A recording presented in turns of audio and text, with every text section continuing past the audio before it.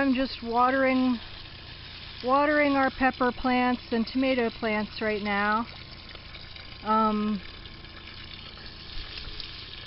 I really need something that will, some kind of microphone for when I make videos, because you just can't hear my voice at all on this thing. I mean, I have to scream loudly. I'm watering these even though this is just accidental grass. I think it used to have something in it. The reason this is here is because we used horse manure as our potting soil, and the horse manure is filled with seeds. And I don't know if this is switchgrass. I don't know what this is, but I call it rainbow grass because it's got these red and orange and yellow stripes on it.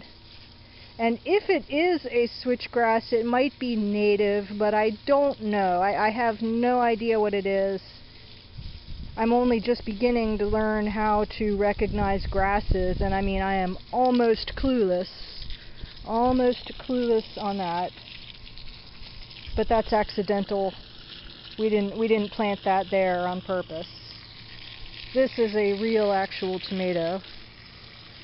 The tomatoes are small, partly because Dad had surgery and he was gone for a while, so they didn't get watered while he was gone. But yeah, so the horse manure had all these seeds in it that sprouted. And so it looks like we planted these huge pots full of grass, but that was unintentional. And the tomatoes taste really, really good. Freshly picked tomatoes are just completely different from store-bought tomatoes.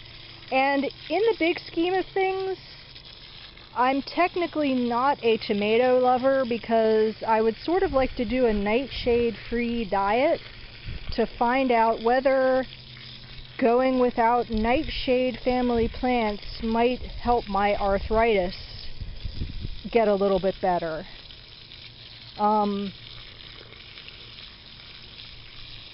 I've also considered the possibility that nightshades might cause arterial plaque to build up, like calcium, because they cause calcium deposition in soft tissues because they have a form of vitamin D which is more active than the form that your body is supposed to use. It has a plant-based vitamin D that's not really good for you, so you get all this calcium buildup where it doesn't belong. And that's the theory of why it causes joint pain and arthritis. You're getting a calcium buildup in soft tissues. And I do have some arthritis, not really badly, but I have very, very bad hip joints. That's different. That's major damage. That's not just arthritis, quote unquote. But one of these days, when I get control of my diet, I want to try a nightshade-free diet. And so, while I love and enjoy the taste of tomatoes, I'm sort of opposed in principle. Also, I think that they're addictive because they contain substances like nicotine. And anyone who tries to stop eating tomatoes should recognize that it's an addiction because it's extremely hard to stop. I mean, you can stop eating like any particular food that you want to, and then if you get this horrible craving for it, that's a sign that something in it is addictive. And people will just cry when they try to stop eating tomatoes, and I know this because of the Feingold diet. The Feingold diet has a phase where you test and find out which plants you're sensitive to. And so during that phase, you find out what happens when you stop eating tomatoes.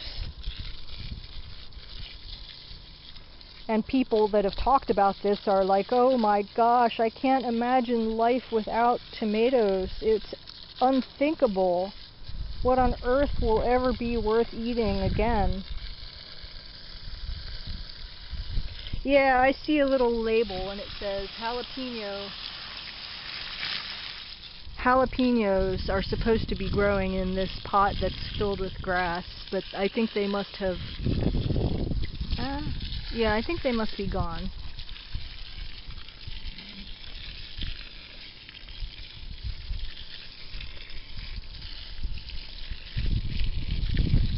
Okay, that looks like it's coming through. So I'm going to shut this off. Ah! Okay, that's not really how I meant to do that. Right, let's just go shut it off.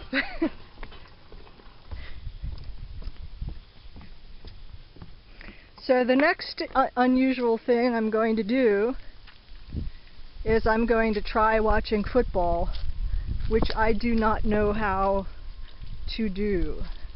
I have no clue what's going on. This is very pretty. Okay.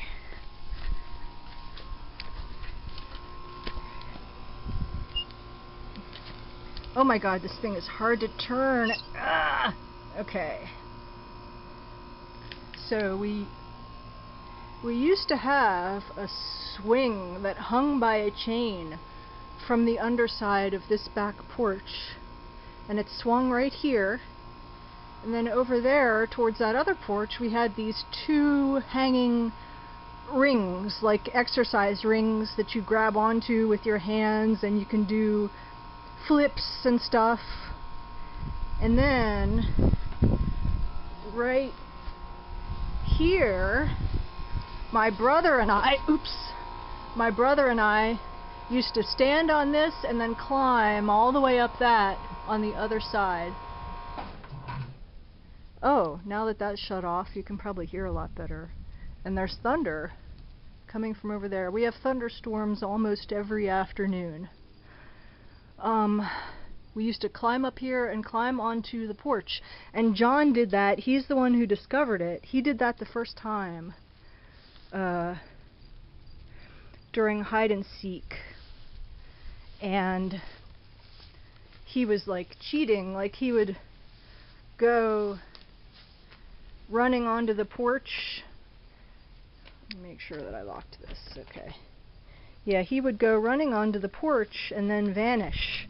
And he was climbing over that edge and going down to the bottom porch. And I had no idea how he was doing that. And then he finally showed me his secret. And so we climbed. I'm going to show you what it looks like from the other direction. We climbed up these wooden beams at this height, and you'll see what it looks like from this direction. So we climbed over this railing, and down here. And I'm holding the camera out over the side.